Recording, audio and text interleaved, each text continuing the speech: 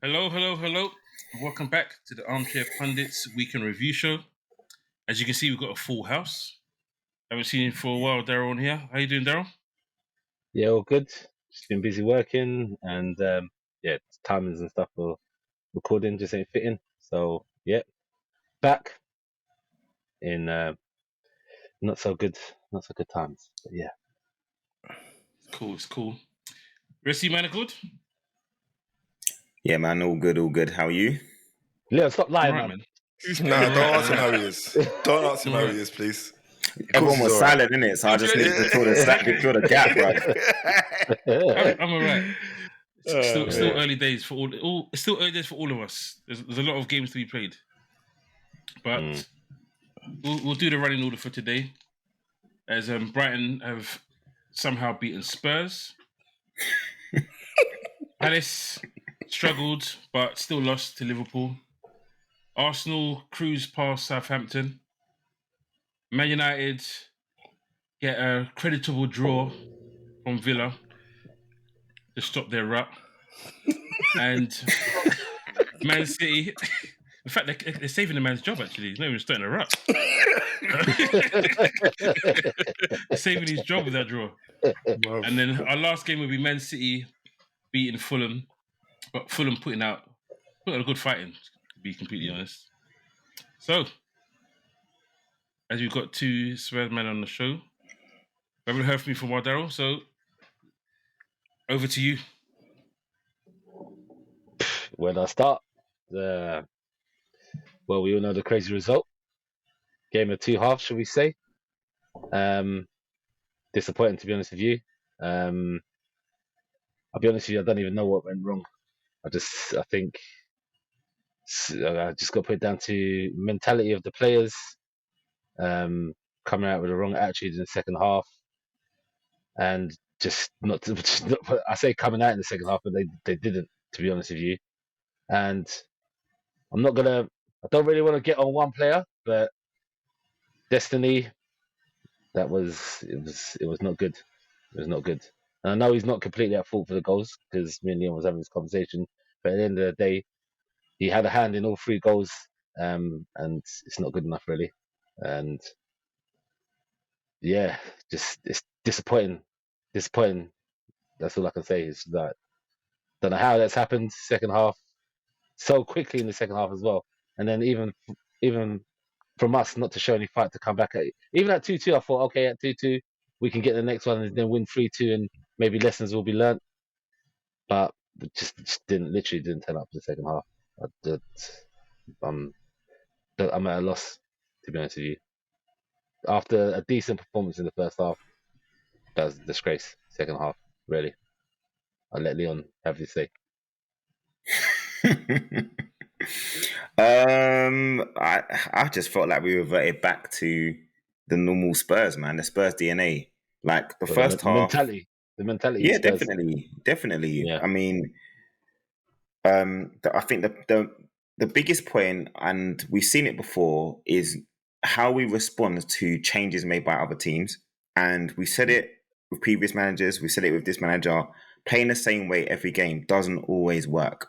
Against, like, I think riding the wave of playing United and then going away in Europe and winning, it was like there was definitely an element of complacency in the second half because it's almost like they felt the game was won. But at no stage in that first half did you ever feel that we were totally comfortable because Brighton had their spells in the game. And even when we got our second goal, it was against the run of play at the time because Brighton were kind of putting pressure on us. But as soon as the second half came, you saw they made the changes at fullback. So they had Estepinian come on, who poses a much more attacking threat. And I think he because they... freed up Matoma as well. Like Yeah, after that's the that, thing, right? Exactly. Matoma And just turned it on. For me, it was Tottenham not coming out and playing with the same level of intensity as they did in the first half, and Brighton making the changes that ultimately killed us. And even though we still had possession, we weren't really doing anything with it. There wasn't the same level of progress and moving the ball. We didn't respond to how they chose to put pressure on us, and at the back again, you get like we I think people have been saying, "Oh, not the speculation, but the criticism that our defense has been taking because we've had the least XG in terms of conceding chances. That wasn't the case today because Welbeck should have scored. He had a sitter in the first half, and then for all three that should have made it goals, 1-1. all of them were it was lackluster defending. Even like obviously the Udogie one where he gets out strengthened, then beaten, and then the cross gets deflected into the box. The two central defenders are there, and literally Welbeck just goes in. It wasn't even like they just didn't react. They just stood still while Welbeck attacks the ball, and he's literally got a free header. And it just shows you like there's still that fragility there with the way that we defend. And again, for me, just because what's worked the last couple of games with having Kulusevski and Maddison in midfield, there's sometimes where you got to say to yourself, there's guys that we have that can change the course of the game and change the flow. And like those three guys in the middle, Bentancur, Maddison, and Kulusevski don't have legs. We had no legs in midfield. And so when teams do put pressure and win the ball back and counter-attack, we don't defend that well. And for me, it's just typical Tottenham, man. It's just another waste of a 3 points because for us to have been 2-0 up going into the second half, for us to start that poorly and not respond at all, it just, I think Angels was vexed, but ultimately he's also got to take responsibility Andrew's as got well. to take blame as well because at the end of the day, the same way he's stubborn with his style of play and wants to only play seems like one way. Sometimes in certain games, when they got the goal, maybe you need to make a change. Maybe shore it up, bring on a defensive midfielder, bring on someone who's got the legs to run, close things out, just to change the game. Like you've seen that they've made changes, it is working, so then respond to that. But he just feels like he's just so stubborn. Even his interviews come across as stubborn, and that's not set in a his good ways thing. almost. Is there a reason why Basuma didn't start? I know you. Well, we know why he didn't start. No, he didn't start because the last couple of games where we've had Bentancur, Maddison, and Kulusevski, it's worked. But we've seen why it's worked against certain teams. It can work. But Man United made it easy for us last week. Let's be real; they made it easy for us. But this week, we knew that wasn't going to be the case. We all knew this game was going to be tough. We saw what they did to us last season. This defeat actually feels worse. Like last season, we were just crap. Like the whole game, we deserved to lose.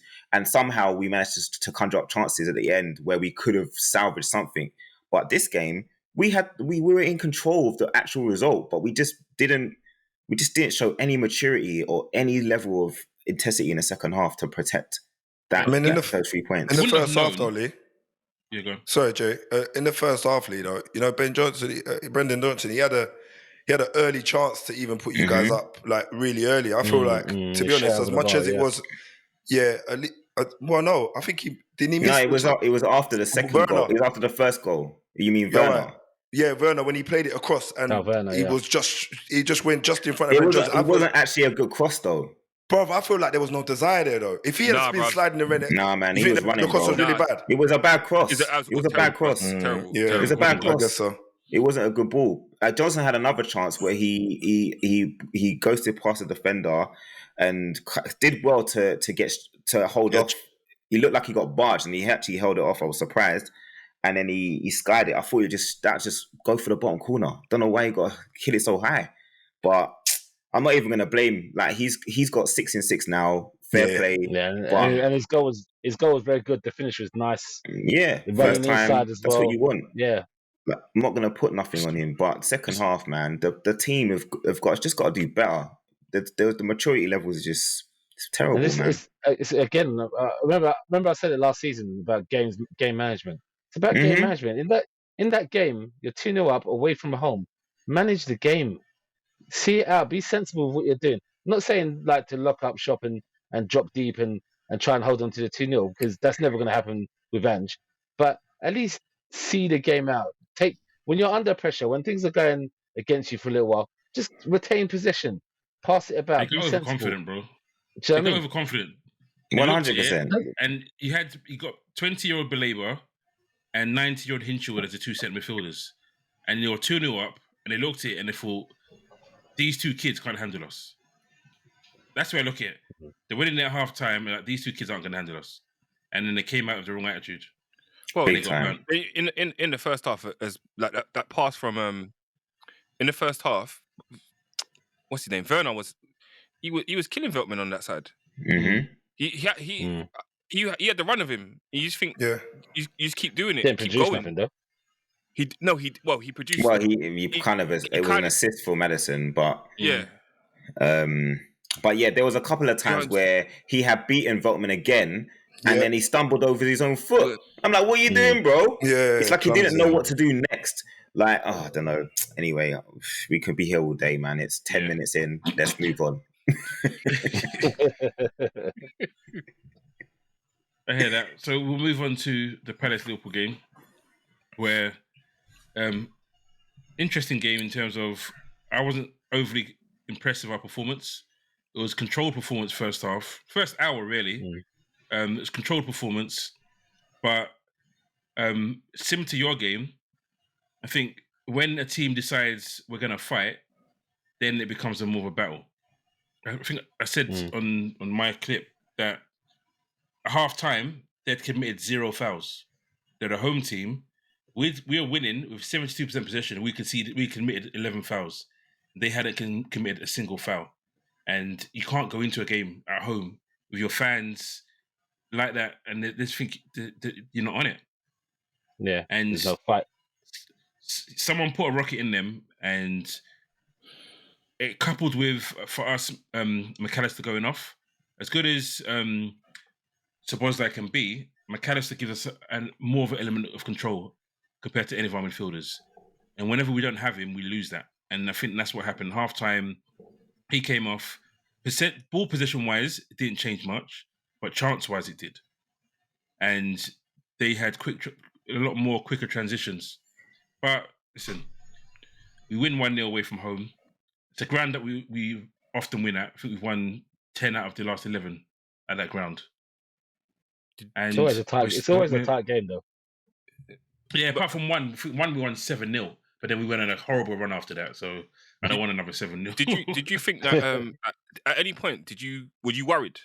Because as a neutral watching that game, I never thought Palace were going to score, even with the chance about losing. No, I thought even if they had scored, we probably would go up to. No, but did you think they were going to score? Because watching it as a neutral, I'm thinking the chances that they had, I wasn't confident. All right, the only one Eze's. Eze, to be honest, Eze should have scored.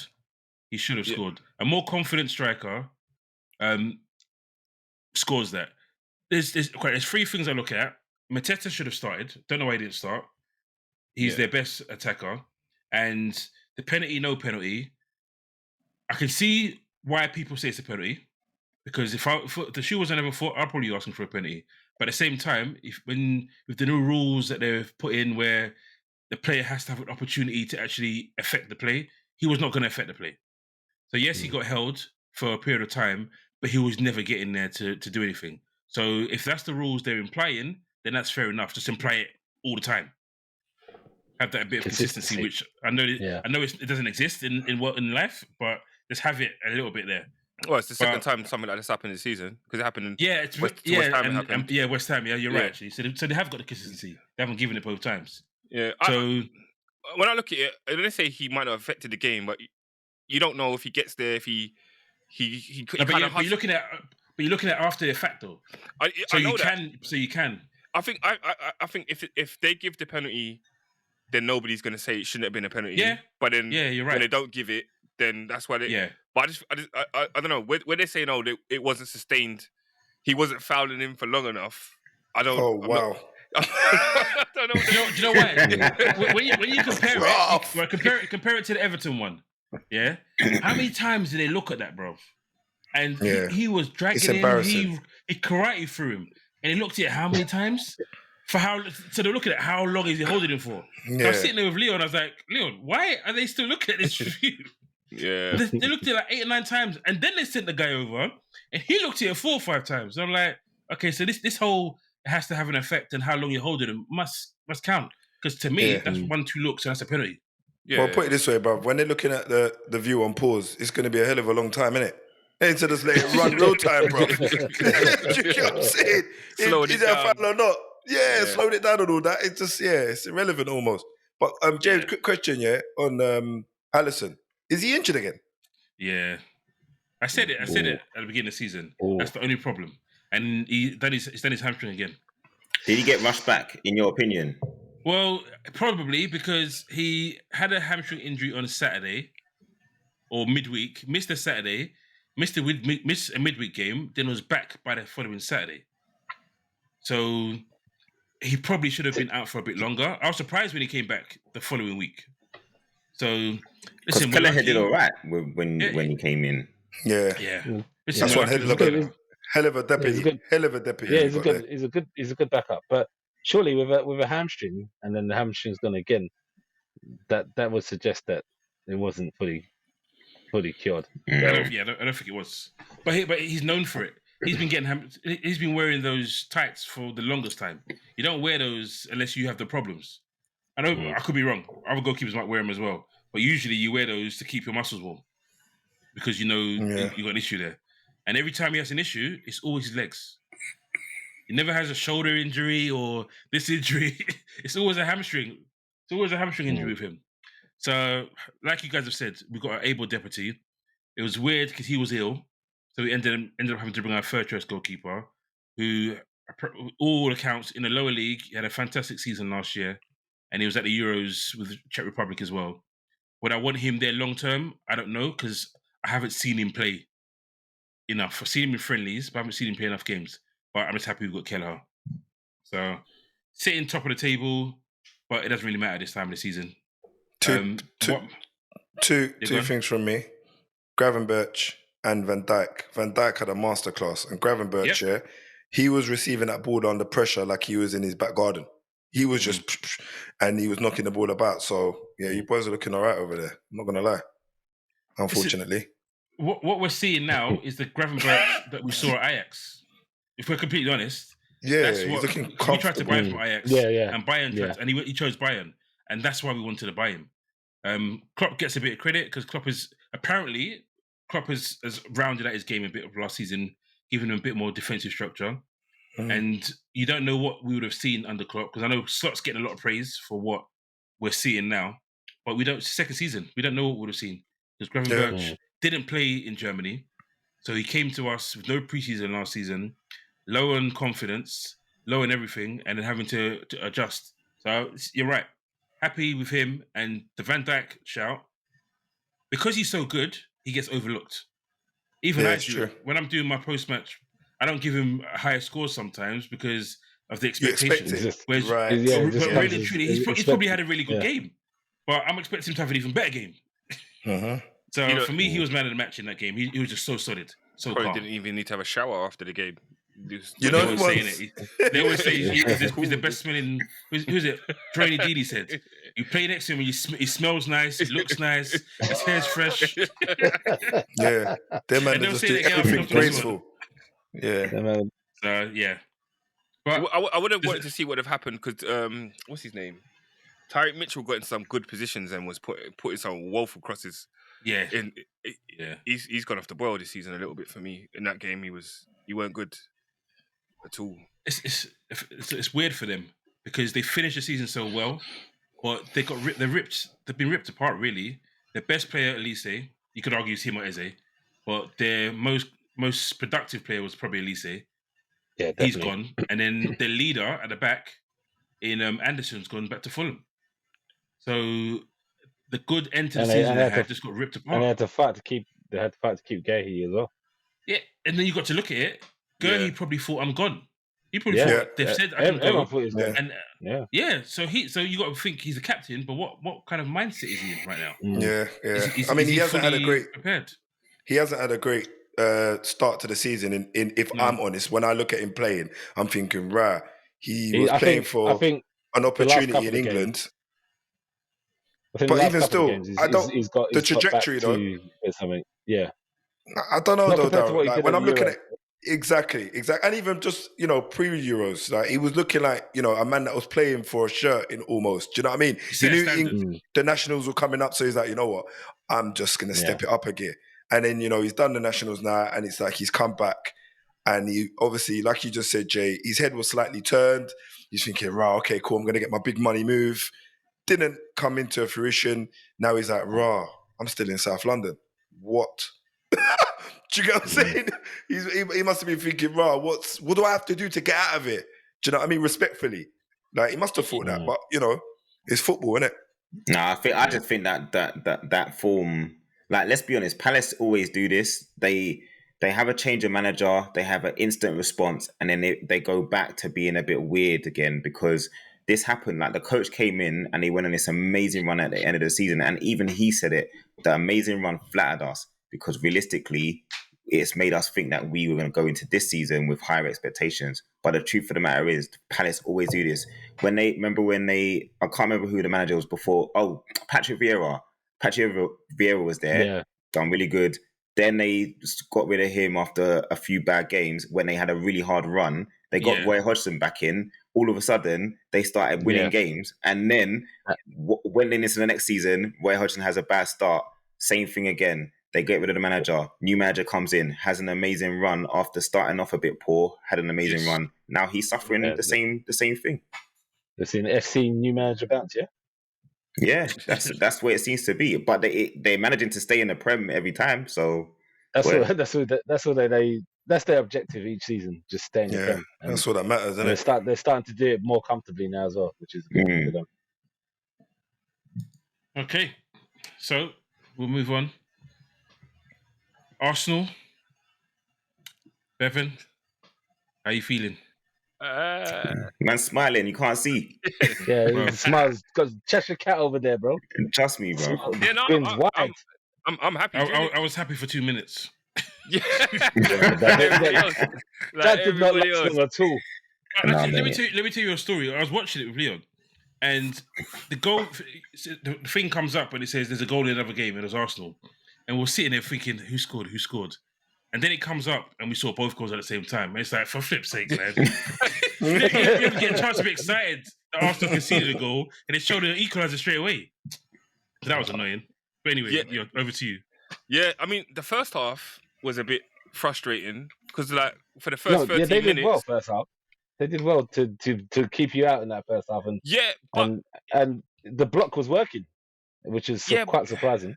It felt like it was disjointed from Arsenal's point of view because, like, we had like 13 shots on goal, none on target. Keeper didn't have to make a save.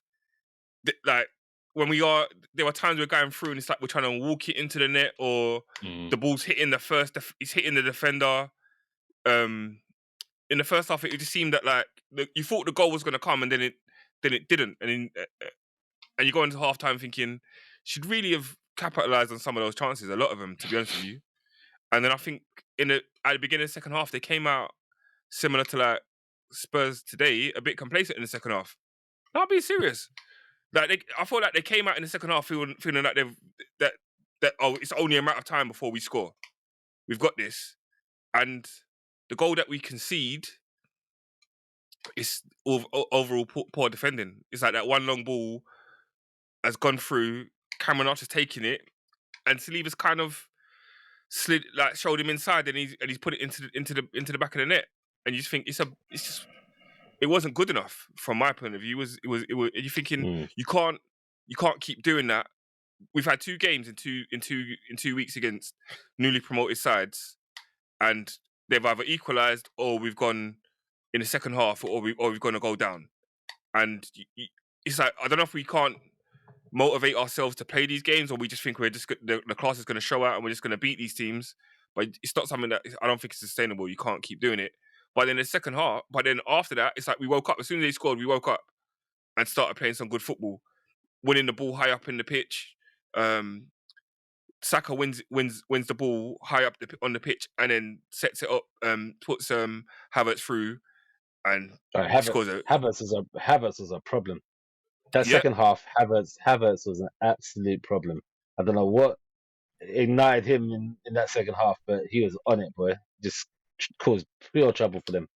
He wanted to equal the record. I think it's 7 home goals in 7 games or something like that. 7 goals in 7 games at home in all competitions. So he's equal Van Persie's record. He for the guy that everyone was slating last season, he's keeping Jesus out of the team. And Bruv, I was about to say that he is. You know, he's got a picture of Havertz at his yard on front of a dartboard because this guy cannot. He just can't find form over there. But he looks like he should naturally suit the way Arsenal play. It's weird. Like he does look like the kind of guy. Jesus is not doing the basics. That's the thing. I think it was in the first half, maybe it's the second half. I can't remember. There's a chance where he's got the ball and he can play Saka in, and he tries to play the pass to. He tries to play the pass to Sterling instead, and it gets cut out, and he just looks disjointed. I don't know what they're gonna do for him. But then our second goal, that Saka's cross was as my Moroccan friends would say, was chocolate mousse. That cross was delicious. It was. Yeah, there's two men there that could have finished that, but it was. It's nice. It's perfect on the money. And then he's a bit fortuitous with his goal because maybe Trossard should have played in Martinelli a bit sooner, but then he gets a goal. Saka gets his goal as well. And with all the talk that we had last week about, or they're saying about is Saka better than Cole Palmer and all that stuff, he's just like, he's like he hears all the talk, and then he after when he hears the talk, he just goes and just goes and plays. Well, the funny thing is, if I'm honest with you, when I kind of looked at the way Arsenal were playing, I thought to myself, all right, you guys are in a bit of form, unfortunately, and it's looking like Southampton might be the ones to step up and just kind of put everything to a halt. They scored 1-0, like James and Leo said earlier on. I thought, yeah, we're in. There's an upset. And you guys go and just, you guys go and do what Arsenal does and seem to be doing at the minute. You don't let anything hold you back. But looking at the previous 1 second though, but looking at like the head-to-heads that you guys had over the last couple of years, I'm going to be honest with you, I didn't think you were going to win that game because I felt like Southampton were looking to kind of spoil things for you guys, and yeah, unfortunately, it comes to fruition. So I saw it go.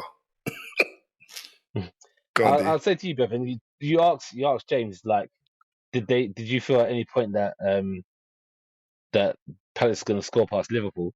Did you at any point feel like that was going to be a game that was a possible loss, or that you wouldn't score? Because I didn't have that feeling. I was just when Southampton scored, you're hopefully like, all right, come on, just do what you did first half. But I kind of knew that it was only a matter of time before, like, Arsenal would score and then probably go and get a winner again, especially after you get that confidence from what happened against Leicester.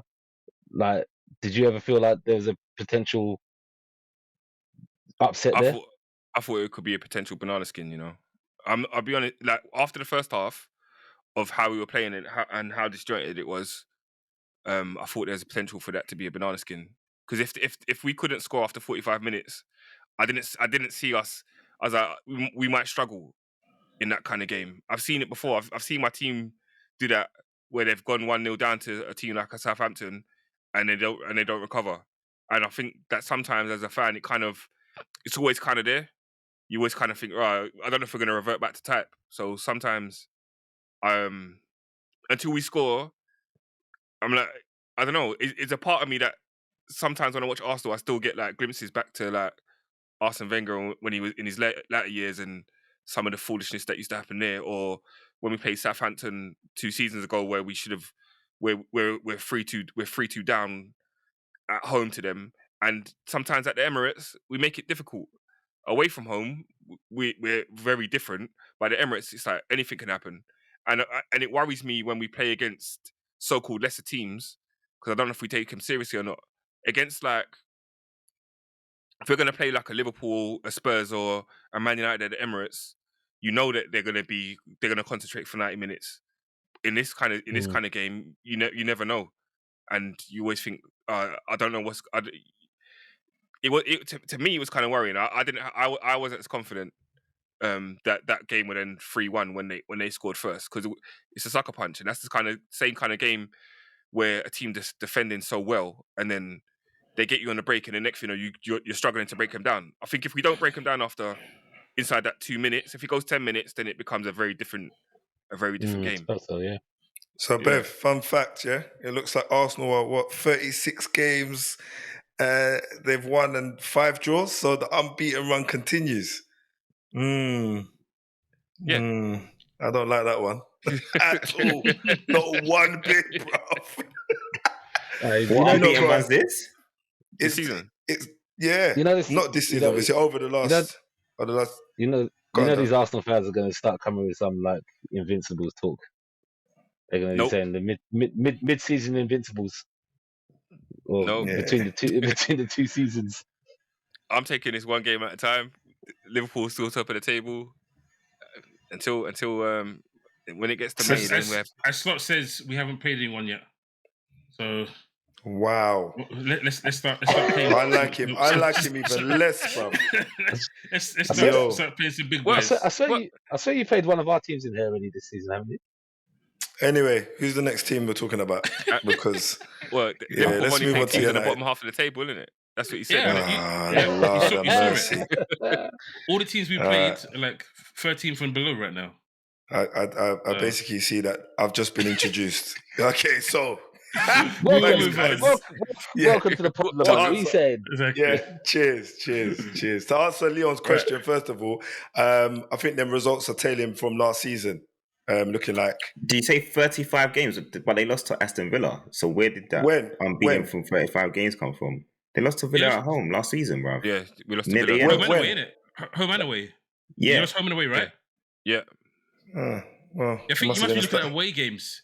Because I think they're unbeaten away in 2024, I believe. That doesn't amount to 37 games. That's why I was back. I know they're unbeaten in 2024 away from home. No, I saw the stat somewhere. I thought I'll give it to Arsenal. Yeah, either way. Arsenal get them out of there. Get them out of there. Give them another runners-up medal. But anyway, so you said yours going to take 45 seconds, right? Yeah, basically.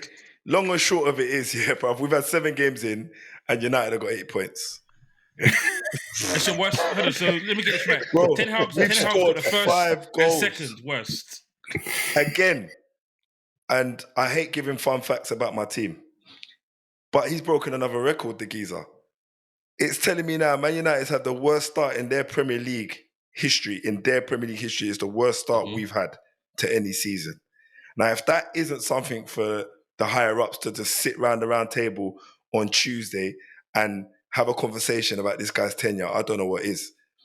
We've scored 5 goals, bruv, in 7 games and got 8 points. It's embarrassing. At the beginning of the season... What's happening on Tuesday? No, Daryl, please, because I'm emotional. Yeah, this ain't going to go right if you interrupt me. Let me just finish. I beg. I'm trying to be as level-headed as possible here because after last week when I was going off, one of my bedrooms messaged me saying, Mon, take the emotion out and just talk because otherwise you're going to lose it. And he's right. Now, the way I see it is, the beginning of the season, obviously I was toying with things saying, Xerxes, top goal scorer. We all knew I was joking because for real, this guy is not a striker. Yeah, he's not a second striker neither.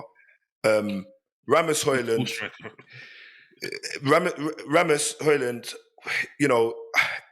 I'm going to give the guy a bit of credit because I feel like he shows promise, but I think I said it in one of the other pods. I feel like he needs someone next to him that's either a seasoned vet or someone that is a killer in front of the goal. So he can take up the energy that he's got and look at competing for that number 1 spot of being the number 9. He came on today. He started, and done nothing. For me. Like, he didn't do anything. He didn't have no shots on goal. He had minimal amount of passes. Like, he literally was ineffective. Yeah? I think he just about got more passes than Xerxes, and Xerxes came on for 25 minutes. I mean, really? So, when I'm looking at my team overall, I feel like, we showed glimpses against, I think it was Crystal Palace a couple of weeks ago, and then we do this thing where we kind of fade against Twente, and then we kind of, we do what we did against Spurs, and then it's just like, I don't really look forward to the future at all. I mean, I know the guy wants to talk about squad rotation and stuff like that, and he brings in Maguire and Evans against a team that are in form. All right, you're going to say, but Mon, look at the result. You got a draw, you got a clean sheet. Yeah, brilliant, yeah. We've spent over 200 million in the transfer window on defenders, bro. Like, not obviously only on defenders, but brought in some decent defenders by we got Lisandro Martinez sitting in. Like, we got guys that should be starting games like this to really kind of push us on, and they're sitting on the bench. It's so frustrating. Like, I got guys calling me, laughing, say, "Bro, what's the score? I fell asleep." Yeah, I'm looking right at you. Yeah, you. Yes, you, bro. Bevan's calling me like, "Oh, yo, bro, what's the score, man? I fell asleep." Do you know how frustrating it is? It's so frustrating. Bro. I think, when listen. I'm supposed to watch football and he's putting me to sleep, bruv, it's bad, bruv. It's true. It's true. Now, the positives let's be honest here. The result is a good result, though. Away from home against in-form Aston Villa, that's a good result. Our current form. And your current form, yeah. But the pro that I'll take out of today, is like you said, is the clean sheet. So our defense isn't leaking any goals.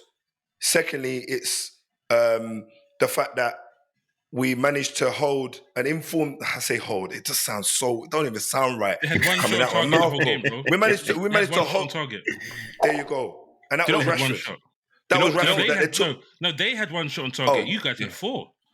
So it's a good defensive display. Yeah. The other pros I'll take out of this, the one sec, Bev. The other pros I'll take out of this game, is that we didn't try to do the high press thing that hasn't been working since the beginning of the season. And Villa was setting traps for us from the beginning. And we didn't fall for it, which I was happy for. Everyone stayed disciplined. There was obviously a game plan. We also didn't have Dalot going invert so that Bailey or whoever the other wingers that they had on that side could just expose our flanks, And, we were very kind of focused in what our intent was today. Hold your position. Do not let them draw you out of position and kind of, hit them on the counter. The thing that I was disappointed with today, after I've been shouting for him to start and just give him a good run of games, was Nacho. Bruv, he upset me today. He really did, because today was a day where he assists and maybe gets a goal and people say, this is what we've been looking for. Now, I was watching him from the beginning. It looked like he had an injury or something was holding him back, because everything he was doing, it was just looking clunky. He weren't looking as smooth as he usually was. We had an opportunity, I believe it was in the second half, right? And this is where I'm going to leave it. We had a counter, right? 4 versus 2. 4 versus 2. Yeah? And he passes it to the centre back in front of him. That's when I messaged you, bro. That's when I messaged you. That's literally when I messaged you. Bro, honestly, I'm nearly finished my peppermint tea, so I think you guys got to move on to another team or something. He's 19 years old, right? Still, right? So he's gonna have his ups and downs, right? Listen, don't do that with me. Don't do the age thing with me. Because if you can take... Listen, don't do the age thing with me. 19 at United, come on, bro. Wait, can I ask a question though? In terms of like your team and your starting 11, Bev, just be careful. You can't finish my peppermint tea now, bruv. So whatever you're saying, I'm not responsible for it. I'm not asking questions. This is a serious question, though. Go on. So your starting 11, most of them weren't really Ten Hag guys. Like he started Maguire and Evans at the back, right? And the honourable mention though, Evans had a very good game today. He did. He really did. He was the talisman. But then is it not playing Martinez and De Ligt, is that rotation, or is it that he doesn't trust his own guys? Because the guys that he... I can answer that. I can answer those 2 questions you just asked me. I can answer that, right? First of all, on De Ligt, I feel like he's still not match fit. I feel like his sharpness is still not there. So that's why he hasn't been given a whole game. On Martinez, I don't know what's going on with him this season, bro. I've been just shocked at the complete difference I'm seeing from last season to now. Like, I don't know what it is. I don't know if he's carrying an injury. I reckon it is, because he did come from injury. So he was kind of, getting him back into the squad. but I feel like he hasn't looked sharp. Even against Spurs last week, he done something that I don't usually see. He tried to go for the ball high up by the middle of the pitch, right? Completely mistimed the tackle, and Spurs are in. I was like, oh my God, why would you make the challenge there? Like, they've got so much space to run in behind. You might as well just hold them off and do what you normally do, win the challenge a little bit later on. So that's to answer the two questions about the centre-backs, why he probably changed them today. And also, Maguire usually plays quite well against Watkins, which, again, is very uncomfortable for me to say because Maguire, I'm not really a fan of him. No, I find it funny that like in a game to save his team, he's relying on players that he doesn't want or he didn't want, and his guys, he's got like 400 mil worth of players that he bought on the bench, and I just think he doesn't. I think it's experience. When you're playing against a team like Aston Villa away from home, those two are the most experienced centre backs. So he's probably gone from that. James, you're on the money now. And Eriksen. The reason why experience. No, but people are forgetting, right? This guy, his life is on the line. He was trying to make sure United did not get embarrassed. Not lose. That's the reason why the game was so boring. It's because everyone that played knows tactical, apart from Garnacho, knows tactical awareness. And everyone there, the decision making was correct. Like Man United had the better opportunities in the game, but his decision making that failed them. Let's be honest. But in terms, the game was boring because those guys were there to make sure United did not lose, and they didn't. Like they barely conceded any chances. Like Onana literally had nothing to do today, nothing to do. So from that perspective, there's light at the end of the tunnel because you've managed to go somewhere and get a draw. The reason why it's so egregious is because it's Man United, and everyone thinks that you shouldn't be going to Villa and just try not to lose, and that's the big thing. But he has to do that today because right now his job is on the line. I get his job's on the line, but I find it funny that his job's on the line and the players that he's relying on are not the guys that he wanted. Well, the thing is, he tactically got it spot on today. He tactically got it spot on today. He got it right, and you nick one of those chances that you had because you had the better chances. You nick one of those, he walks away from Aston Villa with a win, and that saves his job. And it also proves a point to the players that didn't play. And you're talking about you want the board to see him next Tuesday, or what Yeah. Well, no. No, apparently they're going to have some kind of meeting about Man United's future on Tuesday this week. So that's going to be an interesting to see what the outcome of that is. But just one other mention, another person that I wasn't impressed with today. And I'm going to say it, but I'm very uncomfortable with saying it because someone on here has been saying to me that he's horrible and he cries like a baby all the time. Fernandes,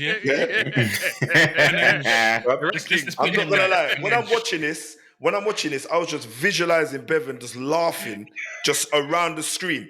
Just watching this guy play, I'm thinking, where is he today? Like, honestly, I don't think... If you look at the stats... No, honestly, if you look at the stats, he didn't create nothing today neither. And when I look at United and I see us doing all the rotation, it brings me back to the thing that I said a couple of weeks ago about maybe trying someone else in his spot. I'm not saying it to kind of like, make headlines or anything like that. It's a matter of giving the guy a bit of rest. He made a little bit, I say a little bit, he definitely made a faux pas in the week against Twente, when he's got his foot dangling in the middle of the air when you should put your head there. Who's doing that? Porto, sorry, I do apologise. Yeah, against Porto. Everyone on this panel knows for sure, when the ball is that high, you're not going in there with your studs showing. You're going in there with your head, right? So he's done that, and, the game before, all right, cool, they appealed it, but it's like his decision-making at the minute looks like someone that is lacking rest and he's slightly exhausted. So I feel like we do need to look at that and maybe give him a bit of rest as and when we can and as soon as possible, to be fair. Because I don't think the rest of the midfield played horrible today. Sorry, what'd you say? It's part of frustration for him as well. You've got to understand it's frustration for him. Bruno Fernandes is a winner, Like he wants to win, he wants to drag his team through, and he's the captain at the end of the day, and he takes that responsibility seriously. So there must be part of frustration as well. Don't know whether it's just with the players around him, or maybe some he don't agree with some of Ten Hag's tactics and instructions. I don't know, but yeah. he might need a rest. Last You're point. right. Last point though, James. Yeah. Can I just ask anybody on here, what was Rashford doing with the kick out after he just got a yellow card 30 seconds before that? Bro, that's sabotage. He wants to leave. I just wanted to ask that. I thought I was the only person thinking, right, this guy trying to get red card out here. Seriously. Bro, he got. Anyway. They said there's a second yellow card threshold, which I didn't know about, but apparently there exists. I was like, whoa, this is a new rule that they put in. second yellow threshold. Well, if you kick the ball away, he would have got a second yellow. Arsenal. Yeah. No, not even Arsenal. But I'm just saying, you can kick a guy, but you can't kick the ball away. No, bro, it's crazy. Not at all. That was crazy. Crazy. That was funny. Anyway, we'll move on to our last game, which was actually a good game. Man City Brighton. Man City are still trying to work out how to play football without De Bruyne. Not Brighton, Fulham. And what do you call it? I say Fulham. My bad. Without De Bruyne and Rodri, and Fulham put up a good fight. I think they were sixth at the start of the day, and the first goal was a very good goal. Poor defending from City, but when it went 3-1, you're like, oh, come on, man. It's just, but then even before that 3-1 though, James. Like, I'll be honest with you. Fulham should have been ahead before 3-1. Like, Traore again. Bro, like, how many times, bro? Hey, and he was weighting man and burning man. Like, Kyle Walker got burnt. No, Kyle Walker was running in quicksand. He was running in quicksand today. That knows how to sprint. That's what he is. He's a bodybuilder that knows how to sprint. He's not a footballer, bro. Kyle Walker's retirement just got highlighted right there, bro. Because he got cooked. But again, didn't mean that. Adama's a special case, though. Adama's a special case. He should know very much so. Like, because you could see, Kyle Walker gave up on it because he knew he was beaten as well. He tried. Thank you, Leon. Thank you, bro. You saw it. Yeah, I saw it, bro. He pulled the brakes up. He was like, "I'm done, bro." You know when you know. I say Miami. Bro, didn't he? He gave Lisandro Martinez a tough time when Man United played him, and afterwards he dealt with him. He did. Yeah. It was, but Lisandro Martinez on the foot rate. He adjusted. Martinez adjusted, and it never happened again. The rest of the game. Yeah, he called Lewis as well. But he's finishing, man. We should know that he's Barcelona. Three 1-on-1s. Yeah. Again, 3 1-on-1.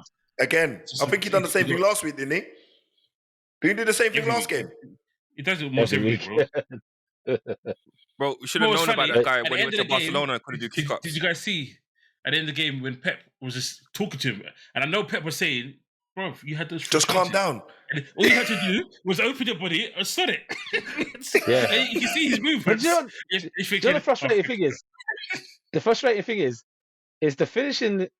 what he tries to do with his finishing, it's the same every time. It's like he never lifts the ball either.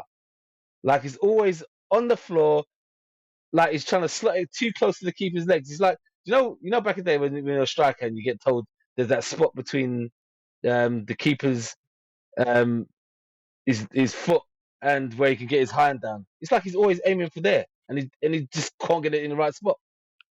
Yeah. It's just poor. It's poor, man. It's poor. Because I'll be honest with you, the City could have got beat. That could have been the shock of the weekend because they were dominating them at that point. Yeah, I mean the funny thing was, when I saw Traore just breaking the lines, I thought they have got no answers for this. This is something Pep hasn't got an answer for. He got a bunch of this. Guys, you got to figure something out over there because you can't even do a 2-for-1, 2-on-1, nothing like that. Like the geezer is a special case. But obviously, you can always rely on Traore not finishing his dinner. That's what you can rely on when you're playing in games like that, to be honest with you. But yeah, they're scoring 3 without Haaland. So that shows you that, I mean, okay, you could argue that it's Fulham, but yeah, that shows you that they're going to be a force to be reckoned with this season. I think they was in real trouble until that Doku goal. I thought they was in real trouble in that game, and I felt like Fulham were going to get at least a draw out of it. Yeah, that goal was a rocket, boy. He hit that, but I thought that the draw was going to be on the cards for them, and they was going to drop points. But did you see the Jimenez assist? Oh, Ooh. yeah, that back heel was beautiful. The kill, bro. I was like, Ballon d'Or. Give the guy a Ballon d'Or straight away. I'm like, nah. He's got no shame. He's like, I don't care. Just give a little back heel. Bink. There you go. Like, I've always liked the way this guy plays, bruv. He just plays like he's in the park with the man them. He just plays it's effortless for him. So effortless when he was at Wolves. He just does it so calm. It's a good threat for Fulham when they've got both of them on the pitch, because they're both a handful. Him and Menez up front, that could be such a handful for teams. Like, yeah, because they both got like the guile and the killer craft instinct to do stuff like that. Because that even that Menez goal for their second, the way he had no space, gets control of the ball and then zero backlift and then smashes it in. Yeah. Quality. But I'll tell you what, after that, City did some madness, boy. You don't really see City do it often, but they took the balls into the corners and held on for life. Yeah. Like, Haaland was getting involved. Everyone was getting involved with keeping the ball in the corner, because I think Pep was saying to them, yo, you lot need to know that we need to close this out because Fulham are causing us issues. So yeah, I can see. Yeah, I can see that happening. To be honest with you, like, they've been conceding goals for a lot of goals from the beginning of the season, but it's like if you score 2, we'll score 3, and I think that's what worries me the most about Liverpool, because they're not conceding goals, whereas Man City and Arsenal are.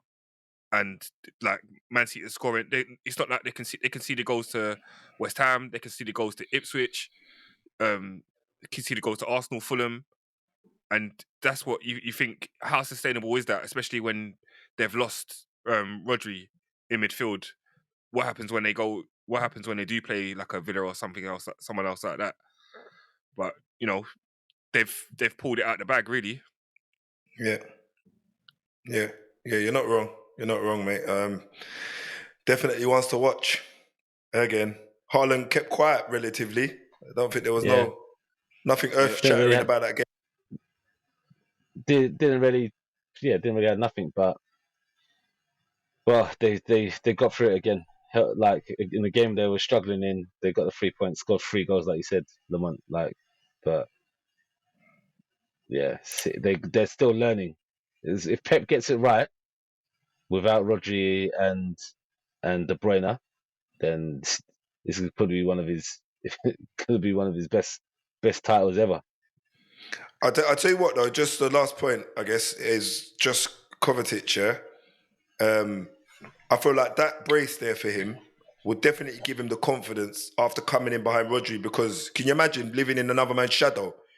It's a difficult one to navigate, because it's like he knows he's quality, but Rodri is on a next level. Yeah.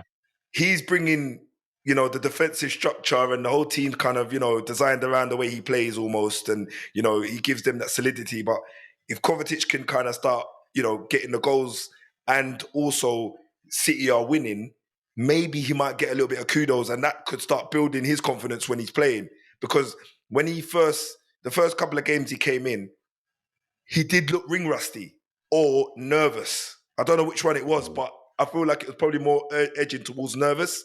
So, this brace will definitely bring him into next level. After Rodri, step up, innit?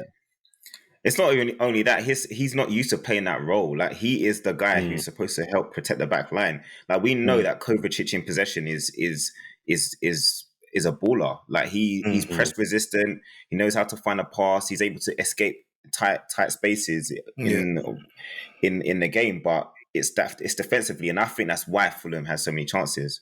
So we'll see, man. It's very tight at the top, so it's still a long way to go, man. And all the pretenders are in the mix, so it's going to be a very interesting, very, very interesting journey over the season to see what happens. But anyway, I think that's it for now. So thank you all for joining again. Thanks, Daryl. Good to have you back again this week. I guess for all of us, is it international break yet, or is it international break again? International break. Yeah. Flipping. Oh yeah, so another break, but we'll be back. Yep, we'll be back following international break. But for now, please don't forget to check us out on Twitter at Armchair Pundits, on Instagram at Armchair Pundits Podcast, and on TikTok at armchair.pundits. Thank you all for joining again. Gents, it's been a pleasure.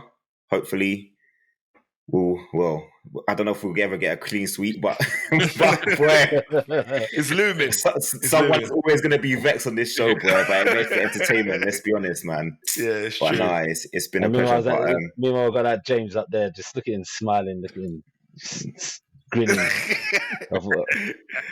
He's so happy he doesn't even want to close out the show, bro. So, boy, it is what it is. All right, then. But yeah, man, it's been a pleasure, guys. Until the next time, take it easy. Peace. Right, see you later. That's up.